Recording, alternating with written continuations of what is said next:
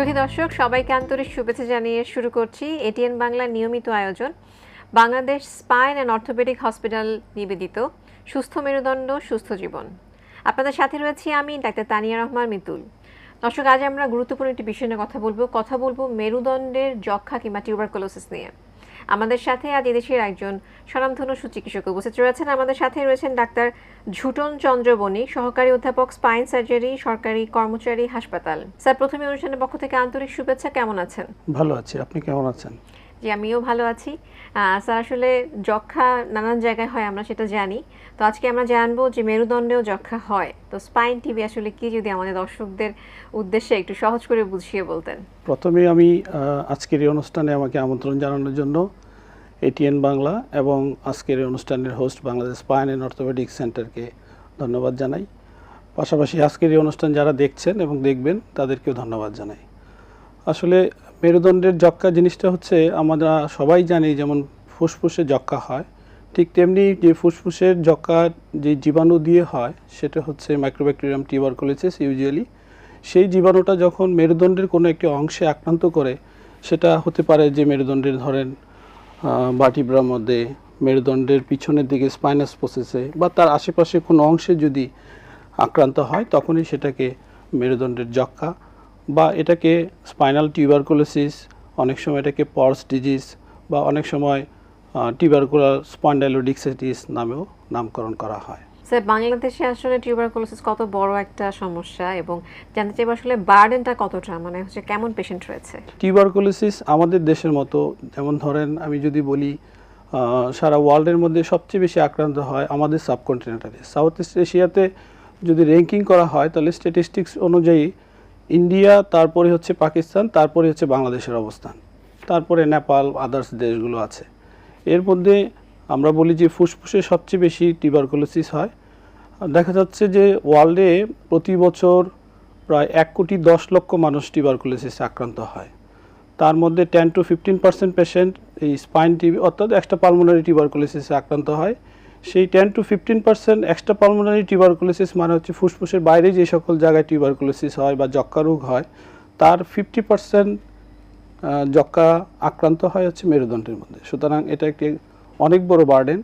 আর বাংলাদেশের প্রেক্ষাপট যদি চিন্তা করি আমরা, তাহলে প্রতি বছর 3.5 থেকে 4 লক্ষ মানুষ টিউবারকুলোসিসে আক্রান্ত হয়, সেটা ফুসফুসের টিউবারকুলোসিস। এর মধ্যে 10 থেকে 15% এক্সট্রা পালমোনারি বা ফুসফুসের বাইরে টিউবারকুলোসিসে আক্রান্ত হয়। তো সেই দিক থেকে যদি আমরা চিন্তা করি, তাহলে আমরা বলবো যে এক্সট্রা পালমোনারি যে টিউবারকুলোসিস 10 থেকে 15% হয়, তার 50% মেরুদণ্ডের যক্ষা হয়। সুতরাং এটা একটি বড় বার্ডেন আমাদের দেশে। স্পাইন টিবি আসলে কতটা ভয়াবহ? স্পাইন টিউবারকুলোসিস যদি আমরা বলবো যে সঠিক সময়ে নির্ণয় করতে পারেন, তাহলে সেটি ভয়াবহতা তেমন একটি কাজ করে বলে আমি মনে করি না। কিন্তু যেহেতু স্পাইন টিউবারকুলোসিসটা আমরা আমাদের প্র্যাকটিসে দেখি যে খুব লেট স্টেজে এসে ডায়াগনোসিস হয়, সেই জন্য স্পাইন টিউবারকুলোসিস অনেক সময় মানুষকে যেমন সামান্য থেকে গুরুতর অবস্থা পর্যন্ত ভোগাতে পারে। স্যার, এবার যদি একটু বলতেন যে আসলে কারা ঝুঁকিতে রয়েছেন, মানে ঝুঁকিপূর্ণ কারা এই স্পাইন টিবির জন্য? আপনি জানেন যে যাদের ফুসফুসে টিউবারকুলোসিস হয়, তাদেরই কিন্তু ফুসফুস থেকে সেটা স্পাইন টিউবারকুলোসিসে ছড়িয়ে যেতে পারে। সুতরাং তারা সবচেয়ে বেশি ঝুঁকিপূর্ণ, যাদের ফুসফুসে টিউবারকুলোসিস হয়।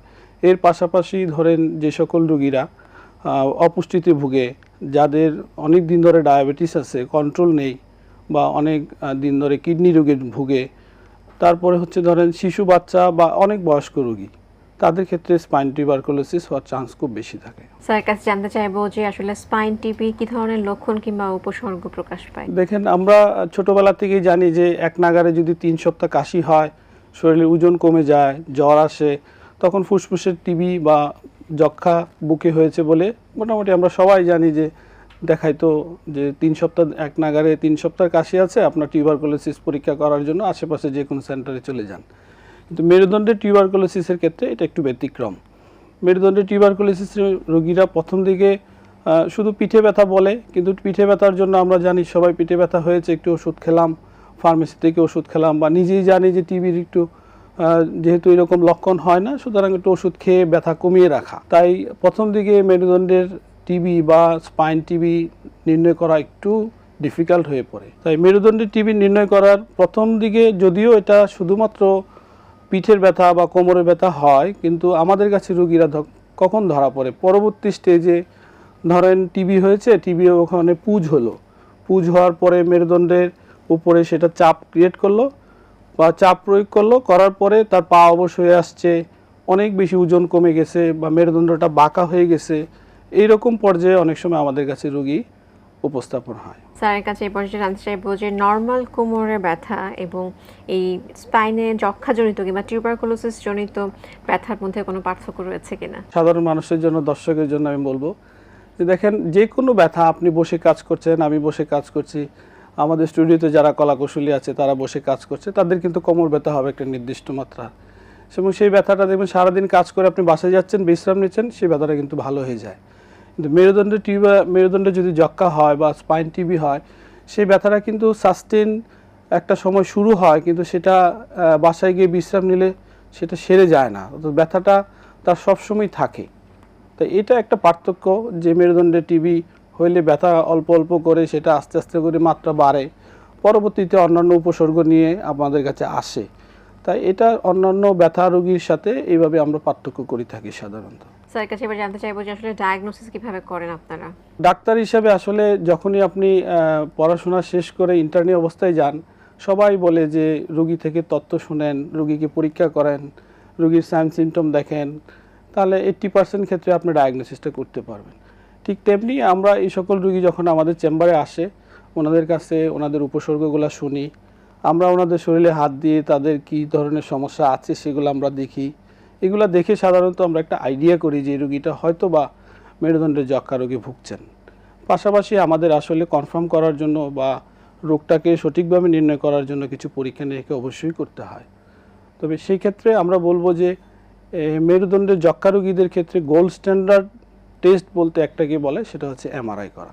যদিও আমাদের দেশের প্রেক্ষাপটে, আমাদের আর্থসামাজিক অবস্থার প্রেক্ষাপটে এমআরআইটা একটু দামি পরীক্ষা, কিন্তু তারপরও পার্শ্ববর্তী দেশ সহ সারা ওয়ার্ল্ডের সাথে যদি আপনি কম্পেয়ার করেন, আমাদের দেশে এমআরআই খুব সহজ, খুবই অল্প খরচে হয় সরকারিভাবে এবং বেসরকারিভাবে। দেখেন, এই এমআরআই পরীক্ষাটার মাধ্যমে আমরা কিন্তু টিউবারকুলোসিস মেরুদণ্ডে হয়েছে কিনা সেটা খুব আর্লি পর্যায়েই কিন্তু নির্ণয় করতে পারি। প্রথম দিকে আমি একটা এক্সরে করলাম মেরুদণ্ডের এক্সরেতে হয়তো অনেক পরিবর্তন, কিন্তু আর্লি স্টেজ এই মেরুদণ্ডের যক্ষ্মা রোগীদের এক্সরেতে তেমন কোনো কিছুই পাওয়া যাচ্ছে না। তাহলে যদি আমরা এমআরআইটা করি, তাহলে মেরুদণ্ডের মধ্যে টিবির জীবাণু দ্বারা কোনো আক্রান্ত হয়েছে কিনা সেটা মেরুদণ্ডের হাড়ে বলেন, মেরুদণ্ডের স্পাইনাস প্রসেসে বলেন বা ডিস্ক স্পেসেই বলেন, সেটা আমাদের নির্ণয় করা সম্ভব হয়। পাশাপাশি আমাদের কিছু রক্ত পরীক্ষা করার প্রয়োজন হয়, কিন্তু এগুলো সব ইনডাইরেক্ট এভিডেন্স। আমরা সন্দেহ করি যে তার হয়তো টিবি হচ্ছে। তবে সম্প্রতি কিছু গোল্ড স্ট্যান্ডার্ড এমআরআই পরীক্ষার বাইরেও কিছু ব্লাড টেস্ট আসছে, যেটাকে আমরা বলি কোয়ান্টিফেরন টিবি গোল্ড টেস্ট এবং জিন এক্সপার্ট টেস্ট। এই টেস্টগুলো দিয়ে টিবি সঠিক নির্ণয় করা সম্ভব হয়। পরীক্ষাগুলো আমাদের দেশের প্রেক্ষাপটে কিছুটা আমরা বলবো যে একটু কস্টলি, কিন্তু এই পরীক্ষাগুলো রোগ নির্ণয়ের জন্য খুব উপকারী। সুন্দর বলেছেন স্যার। এবার জানতে চাইবো যে আসলে চিকিৎসা কি। প্রাথমিক পর্যায়ে আমরা মেরুদণ্ডে টিবি রোগটাকে নির্ণয় করতে পারি।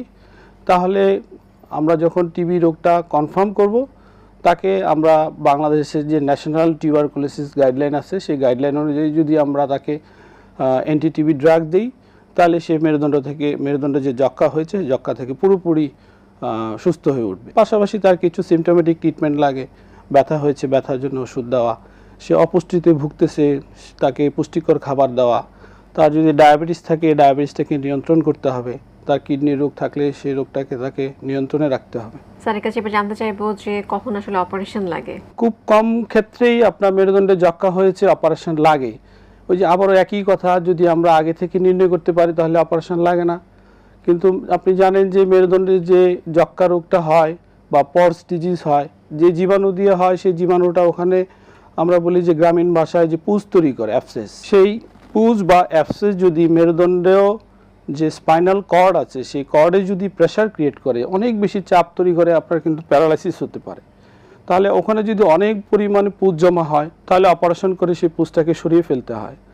তাছাড়া আমাদের কাছে রুগী যখন পরবর্তী স্টেজে আসে, প্রথম দিকে আসে না, প্যারালাইসিস নিয়ে আসে, তখন দেখি যে আমরা এই যে মেরুদণ্ডের হাড় দেখতেছেন একটার পর একটা সাজানো থাকে, 33টা হাড়। এই হাড়গুলোর মধ্যে মেরুদণ্ডের মধ্যে যখন টিউবারকুলোসিস হয় বা স্পাইন টিবি হয়, তখন হাড়গুলো এরকম বাঁকা হয়ে যায়। কেন? এই যে ডিস্ক স্পেসটা নষ্ট হয়ে যায়, হাড্ডিগুলো ক্ষয় হয়ে যায়, পিছনের দিকে স্পাইনাস প্রসেসও টিবি হতে পারে। তখন হাড়টা এরকম বাঁকা হয়ে গেলে মেরুদণ্ডটা এরকম কুঁজো হয়ে যায়। তখন এই কুঁজো মেরুদণ্ডের হাড়টাকে শক্ত করার জন্য অপারেশন করে যত পুঁজ আছে, যে সকল জিনিস নষ্ট হয়ে গেছে সেগুলোকে ফেলে দিতে হয়। তারপর রড স্ক্রু দিয়ে আমাদেরকে মেরুদণ্ডটাকে স্টেবল করতে হয়। সবচেয়ে খুশির বিষয় হচ্ছে মেরুদণ্ডে অপারেশন করলে রোগী পুরোপুরি সুস্থ হয়, এরকম রোগী আমরা প্রায়ই পাচ্ছি।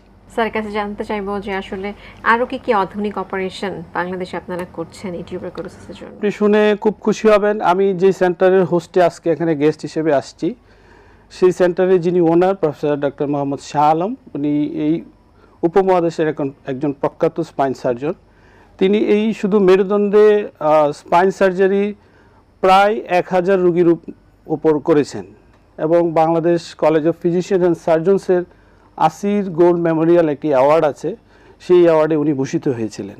আমার সঠিক সালটা মনে নাই, 2022-23 সাল হবে তাহলে। এবং ওয়ার্ল্ডে আমার ধারণা আর কি যে খুব কম সার্জন আছেন স্পাইন সার্জন যিনি 1000 রোগীর টিউবারকুলোসিস স্পাইনের অপারেশন করেছেন। তাহলে এখন আমরা বাংলাদেশে আগে অনেক ধরনের অপারেশন হতো, এখন একবার আধুনিক অপারেশন যেটি ওয়ার্ল্ডের সাথে কম্পেয়ার করার মতো আমরা অপারেশন করি। অল্প কেটে ফুটো করে মেরুদণ্ডে টিউবারকুলোসিসের যে জীবাণু যেখানে পুঁজ তৈরি করেছে সেই পুঁজটাকে সরিয়ে দেওয়া হয়, কখনো কখনো স্ক্রু লাগিয়ে দেওয়া হয়। তো এই অপারেশনগুলো এখন আমরা বাংলাদেশে অহরহ করে বেরোচ্ছি। স্যার অনুষ্ঠানে এই পর্যায়ে আমরা ছোট্ট একটি বিরতিতে যাচ্ছি। সুধী দর্শক, আপনারা দেখছেন Bangladesh spine and orthopaedic hospital নিবেদিত সুস্থ মেরুদণ্ড সুস্থ জীবন। এই পর্যায়ে আমরা ছোট্ট একটি বিরতিতে যাচ্ছি, আশা করছি আমাদের সাথেই থাকবেন।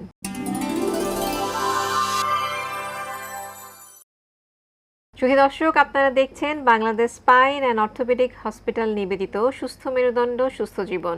বিরতির পর ফিরে যাচ্ছি মূল আলোচনায়। স্যার, আমরা আসলে কথা বলছিলাম যে রোগী আসলে স্বাভাবিক জীবনে ফিরে যাবেন, তখন আসলে ফলো আপটা কেমন হবে? তো যদি কোনো রোগীর অপারেশন না লাগে, অর্থাৎ কোনো রোগী আমরা আগেই তার রোগটাকে ধরতে পারলাম, প্রাথমিক পর্যায়ে ধরতে পারলাম, আমাদের যে ন্যাশনাল গাইডলাইন আছে বাংলাদেশ টিউবারকুলোসিসের যে ন্যাশনাল গাইডলাইন, সেই গাইডলাইন অনুযায়ী যদি আমরা রোগীকে অ্যান্টিটিবি ড্রাগ, আপনি সবচেয়ে বেশি আনন্দিত হবেন যে এই যে টিউবারকুলোসিসের চিকিৎসা, সেই চিকিৎসাটা অনেক ব্যয়বহুল চিকিৎসা এবং এই চিকিৎসাটা আমাদের সরকার থেকে সম্পূর্ণ বিনামূল্যে দেওয়া হয়।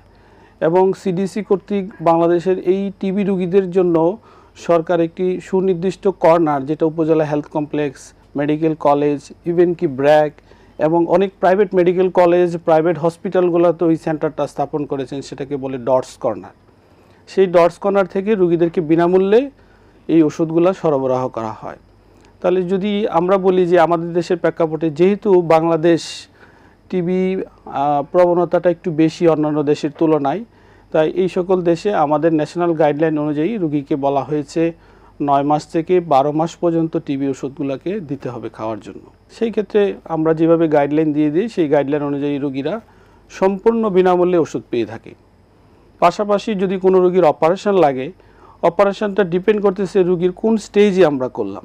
সেই স্টেজ অনুযায়ী যদি অপারেশনটা আমরা সাকসেসফুল হই, এবং সাধারণত হয়ে থাকি, অপারেশনের পর একটা নির্দিষ্ট মাত্রা বা একটা নির্দিষ্ট দিন পরে রোগীদেরকে আমাদের রিহ্যাবিলিট করতে হয়, ফিজিওথেরাপি দিতে হয়, ব্যায়াম শিখাইতে হয়, পুষ্টিকর খাবার দিতে হয় এবং রোগীদেরকে বলতে হয় যে দেখেন আপনার অপারেশন হয়েছে কিন্তু আপনার টিবির ওষুধ কিন্তু বন্ধ করা যাবে না।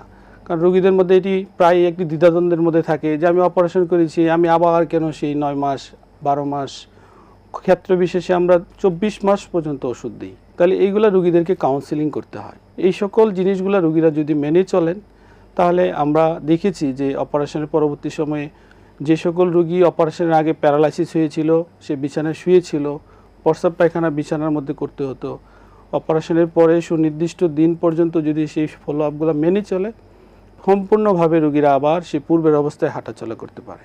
স্যার, যদি অপারেশন করতে দেরি হয়ে যায় তাহলে স্যার কি ধরনের কমপ্লিকেশন হতে পারে? যদি মেরুদণ্ডের যক্ষ্মা রোগের কারণে অনেক বেশি পুঁজ বা অ্যাবসেস হয়, বা মেরুদণ্ডের জীবাণু মেরুদণ্ডের হাড়কে, ডিস্ককে বা তার আশেপাশের কিছু অংশকে অনেক বেশি ড্যামেজ করে ফেলে, তাহলে মেরুদণ্ডে যদি অনেক বেশি ক্ষয় হয়, কিছুটা রিভার্সিবল কিছুটা ইরিভার্সিবল হয়, তাহলে আমরা যদি দেরিতে অপারেশন করিও তার আউটকাম ততটা ভালো না হওয়ার চান্স থাকে। তাই রোগীকে কাউন্সিলিং করে অপারেশনটা যদি আমরা আগে করতে পারি, যদি লাগে, তাহলে রোগীর আউটকাম খুবই ভালো হয়। স্যার, স্পাইন টিবি কি সম্পূর্ণ নিরাময়যোগ্য কিনা? এটার এক কথার উত্তর, স্পাইন টিবি একবারে নিরাময়যোগ্য। সেক্ষেত্রে অনেক কিছুর উপর ডিপেন্ড করতেছে, আপনি রোগীর রোগ কখন নির্ণয় করলেন, কী ধরনের চিকিৎসা করলেন, তার উপর ডিপেন্ড করছে সে কতটুকু নিরাময় হবে। স্যার, মানে অপারেশন হয়ে গেল, অপারেশন হয়ে যাওয়ার পরের ম্যানেজমেন্ট মানে সেটা কেমন হবে স্যার? কিংবা অপারেশন হয়ে যাওয়ার পর কতদিন হাসপাতালে থাকতে হবে, তার লাইফস্টাইলটা পরবর্তীকালে কেমন হবে, এগুলো যদি স্যার একটু বুঝিয়ে বলতেন। অপারেশন আপনি কোথায় করাচ্ছেন, সেটা একটি সরকারি প্রতিষ্ঠানে করাচ্ছেন না বেসরকারি প্রতিষ্ঠানে করাচ্ছেন, তার উপরে অনেক কিছু ডিপেন্ড করে। অপারেশন করানোর পরে সাধারণত রোগীকে আমরা 5 থেকে 7 দিন হসপিটালে স্টে করতে বলি, ক্ষেত্র বিশেষে সেটা আরও বেশি হতে পারে। অপারেশন পরবর্তী সময়ে সাধারণত রোগীরা বাসায় চলে যায়, বাসায় রোগীদেরকে আমরা বলে দিই কীভাবে তার লাইফস্টাইলটা হবে। আমাদের দেশের প্রেক্ষাপটে অপারেশন পরবর্তী সময়ে রোগীদের যে রিহ্যাবিলিটেশন প্রয়োজন, তার যে সেন্টার, আপনি একটি সেন্টারের নাম হয়তো প্রায়ই শুনবেন যে সিআরপি নামে একটি সেন্টার আছে, এরকম অনেক সেন্টার বাংলাদেশে সরকারি বেসরকারি থাকার দরকার, যদিও আমাদের সংখ্যা এটা কম। তাদের কাজই হচ্ছে অপারেশনের পরে রোগীগুলাকে তারা রিহ্যাবিলিটেট করে, যে সে কীভাবে চলবে, তার কীভাবে চলা উচিত। অপারেশন পরবর্তী সময়ে যদি ডাক্তারদের গাইডলাইন অনুযায়ী সে রিহ্যাবিলিটেট করতে পারে, খুব আর্লি সময়ে সে নর্মাল লাইফে যেতে পারে। স্যারের কাছে এই পর্যায়ে জানতে চাইবো যে এই যে স্পাইন সার্জারির কথা বলছেন ফর টিউবারকুলোসিস, এটা স্যার আসলে বাংলাদেশের কোথায় কোথায় হয়? মানে হচ্ছে এটা তো সবার আসলে জানা নেই। এটা খুব জানা একটা প্রশ্ন, যে বা রোগীরা জানতে চায় যে আমি কোন হাসপাতালে গেলে এই রোগীর চিকিৎসা করতে পারবো।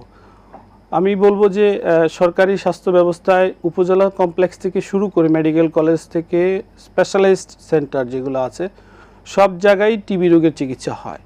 এবং ফুসফুসের টিবি তো আমরা বলি যে একজন এমবিবিএস ডাক্তার যেমন চিকিৎসা করতে পারে, এমবিবিএস ডাক্তার ছাড়াও এই রোগটাকে যেন চিকিৎসা করতে পারে, সেই জন্য উপজেলা হেলথ কমপ্লেক্সের কিছু কর্নার থাকে, টিবি কর্নার থাকে, যারা নন মেডিকেল পার্সন তাদেরকেও শিখিয়ে দেওয়া হয় যে কী কী লক্ষণ থাকলে কী কী পরীক্ষা করে এই রোগটা নির্ণয় করা যায়। যেহেতু এটা স্পাইন টিউবারকুলোসিস নিয়ে আমরা আলোচনায় আসছি, স্পাইন টিউবারকুলোসিস মেডিকেল কলেজে, স্পেশালাইজড সেন্টারে, বিভিন্ন প্রাইভেট মেডিকেল কলেজ, প্রাইভেট হসপিটালগুলোতে চিকিৎসা হয়। তবে আমরা বলবো যে আজকে আমরা যে সেন্টারটা এসেছি, আপনি জেনে খুশি হবেন, Bangladesh spine and orthopaedic hospital বাংলাদেশের একটি স্পেশালাইজড হসপিটাল, এবং এই হসপিটালটাতে শুধুমাত্র আমরা অর্থোপেডিক্স এবং স্পাইন সার্জারি অপারেশন করে থাকি। এবং আরও যিনি খুশি হবেন যে ওয়ার্ল্ডের এপিএসএস নামে একটি সংস্থা রয়েছে এবং স্পাইন নামে একটি সংস্থা রয়েছে। এই দুইটি ইন্টারন্যাশনাল বডি আমাদের এই হসপিটালটাকে অ্যাফিলিয়েটেড একটি সেন্টার হিসেবে স্বীকৃতি দিয়েছেন, এবং প্রতি বছর বাংলাদেশের বাইরে থেকে কিছু ফেলো আমাদের এই হসপিটালে ট্রেনিং করতে আসেন। স্যার, এই যে ব্যাক পেইন হয়, মানে তখন তো ডায়াগনোসিস হলো না যক্ষা, তো আসলে আমরা কার কাছে যাব, সাধারণ রোগীরা কার কাছে যাবে? তারা কিন্তু আসলে কিছুটা কনফিউজড হয়ে যান যে ব্যাক পেইন আমরা কি অর্থোপেডিক সার্জনের কাছে যাব, আমরা কি নিউরো সার্জনের কাছে যাব, নাকি আমরা পেইন ম্যানেজমেন্টের কাছে যাব? স্যার, এই বিষয়টা যদি একটু তুলে ধরেন। আমি বলবো যে আমাদের দেশে সরকারিভাবে সরকারি নীতিমালায় যতদিন পর্যন্ত রেফারেল সেন্টার বা রেফারেল সিস্টেম চালু না হবে, ততদিন পর্যন্ত আপনি সহ সাধারণ মানুষের সবার একই প্রশ্ন থাকবে। তাই সামান্য কোমর ব্যথা বা সামান্য ব্যাক পেনের জন্য আপনি কার কাছে যাবেন, সেটি রেফারেল সেন্টার যেহেতু নাই, আপনি আপনার সামর্থ্য আছে, কেউ প্রফেসর দেখাচ্ছে, কেউ অ্যাসিস্ট্যান্ট প্রফেসর দেখাচ্ছে, কেউ মেডিকেল অফিসার দেখাচ্ছে, কেউ ফিজিওথেরাপিস্ট দেখাচ্ছে, কেউ ফিজিক্যাল মেডিসিনের ডাক্তার দেখাচ্ছে, কেউ নিউরো সার্জন দেখাচ্ছে। সো এটি সরকারি নীতিমালায় আসতে হবে যে আমরা রেফারেল সিস্টেমটা কীভাবে সাজাবো। এখন আপনি আপনার সামর্থ্য মতো যাচ্ছেন। তবে আমরা ব্যাক পেনের চিকিৎসা আমাদের দেশের প্রেক্ষাপটের ক্ষেত্রে আমরা বলবো যে department of orthopaedics, department of neurosurgery, physical medicine and rehabilitation department আমরা সাধারণত করি, প্লাস গ্রামে গঞ্জে আমরা শহরের বাইরে চিন্তা করে আমাদের যারা সর্বোচ্চ রোগীদেরকে সার্ভিস দেয় সেই জেনারেল প্র্যাকটিশনারদের কাছে যাওয়া উচিত প্রথম দিকে। স্যারের কাছে এরপরে যেটা জানতে চাইবো যে এই যে টেস্টগুলোর কথা আমরা শুনলাম, TB gold test, gene expert test, এগুলো আসলে বাংলাদেশের কোথায় কোথায় অ্যাভেলেবেল? এমআরআই হচ্ছে গোল্ড স্ট্যান্ডার্ড একটি টেস্ট। এই এমআরআইটা এখন উপজেলা না হোক অ্যাটলিস্ট জেলা পর্যায়ে এখন হচ্ছে। এর পাশাপাশি যে টেস্টগুলোর কথা আমরা নতুন বলতেছি, যে টিবি গোল্ড টেস্ট এবং জিন এক্সপার্ট টেস্ট, আপনি জানেন যে জিন এক্সপার্ট টেস্টটিও সরকার ডিস্ট্রিক্ট পর্যায়ে ফ্রি করে দিচ্ছে। ডিস্ট্রিক্ট পর্যায়ে আইসিডিডিআরবিতে ফ্রি হচ্ছে না, কিন্তু ডিস্ট্রিক্ট পর্যায়ে যে আমাদের যক্ষা হসপিটাল আছে ওখানে এগুলো ফ্রি হচ্ছে, মেডিকেল কলেজগুলোতে ফ্রি হচ্ছে। তাছাড়া আপনি বাংলাদেশের যে কোনো প্রাইভেট সেন্টারগুলোতে, বড় বড় প্রাইভেট সেন্টার, আমাদের হসপিটাল, বারডেম, আইসিডি, ডিআরবি এরকম বড় বড় প্রাইভেট সেন্টারগুলোতে এই টেস্টগুলো অহরহ হচ্ছে এবং এগুলো খুব অথেন্টিক টেস্ট এবং এগুলো খুব সফিস্টিকেটেড টেস্ট। এই টেস্টগুলোর মাধ্যমে আমরা রোগীদের রোগ নির্ণয়ে অনেক বেশি ভূমিকা রাখতে পারি। সুন্দর বলেছেন স্যার। এই পর্যায়ে জানতে চাইবো যে টিবি কি শুধুমাত্র বয়স্ক মানুষের হয় কিনা, নাকি বাচ্চাদেরও হতে পারে স্পাইন টিবি? স্পাইন টিউবারকুলোসিস আসলে যে কোনো বয়সে হতে পারে, এটা প্রথম উত্তর। তবে সাধারণত আমরা দেখছি যে 30 বছরের নিচে যারা আছেন তাদের এটি আক্রান্ত হওয়ার খুব চান্স থাকে। আপনার বাসায় যদি কোনো বুকের বা যক্ষ্মা টিবি রোগীর আছে তার সংস্পর্শে যদি আপনি যান, কারণ সাধারণ মানুষদের মধ্যে এটি একটি বড় প্রশ্ন থাকে যে আমার বাসায় টিবি রোগী আছে, আমি কি তার সংস্পর্শে যেতে পারবো কিনা, আমি কি তার থালায় খেতে পারবো কিনা, আমি কি তার গ্লাসে পানি খেতে পারবো কিনা। এই প্রশ্নগুলো খুব সহসায় আমাদের কাছে আসে। আপনার টিবি হয়েছে, আমি আপনার সংস্পর্শে গেলে বা আপনার পাত্রে আমি খেলে আমার টিবি হয়ে যাবে, জিনিসটা তা না। যেহেতু টিবি হয় যে জীবাণু দ্বারা, টিউবারকুলোসিসের যে জীবাণু, এটি মোড অফ ট্রান্সমিশন হচ্ছে রেসপিরেটরি ড্রপলেটস, তার মানে হচ্ছে হাঁচি কাশির মাধ্যমে হয়। সুতরাং আপনি যদি আপনার বাসার যেই রুগীটার টিবি হয়েছে তাকে যদি আপনি একটি মাস্ক পরে তাকে খাবার দেন, তাকে যদি নার্সিং করেন, আপনার সেটাতে আক্রান্ত হওয়ার চান্স থাকে না।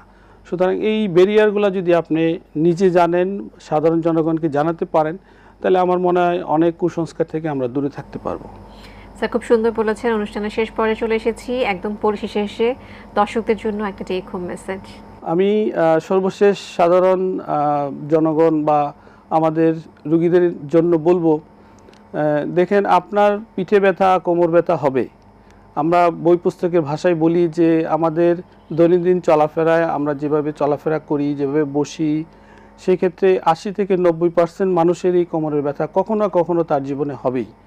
সুতরাং আপনি যদি দেখেন যে আপনার কোমর ব্যথাটা একটা দীর্ঘ সময় ধরে 3-4 সপ্তাহ ধরে হচ্ছে, পাশাপাশি আপনি দেখতেছেন যে আপনার গায়ের ওজন কমে যাচ্ছে, বা সন্ধ্যার পর বা রাতেবেলা আপনার প্রচণ্ড ঘাম হচ্ছে বা জ্বর হচ্ছে, আপনার প্রচণ্ড ক্ষুধামন্দা হচ্ছে, এরকম কিছু সন্দেহজনক উপসর্গ যদি আপনাদের দেখা দেয়, তাহলে অবশ্যই আপনি একজন বিশেষজ্ঞ ডাক্তারের শরণাপন্ন হন।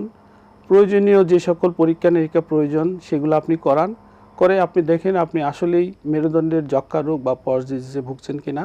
সবাই ভালো থাকবেন, সুস্থ থাকবেন। ধন্যবাদ সবাইকে। সুধী দর্শক, আমরা যেটা জানলাম, যক্ষ্মা যেমন ফুসফুসে হতে পারে, তেমনি যক্ষ্মা স্পাইনে, মেরুদণ্ডেও হতে পারে। তবে তার আধুনিকতম চিকিৎসা আমাদের দেশেই রয়েছে। আসুন চিকিৎসা নিয়ে সুস্থ সুন্দর হোক সকলের জীবন। বিদায় নিচ্ছি Bangladesh spine and orthopaedic hospital নিবেদিত সুস্থ মেরুদণ্ড সুস্থ জীবন থেকে। আবারও দেখা হবে নতুন কোনো স্বাস্থ্য তথ্য নিয়ে। সেই পর্যন্ত সকলে খুব ভালো থাকুন, এটিএন বাংলার সাথেই থাকুন। আল্লাহ হাফেজ।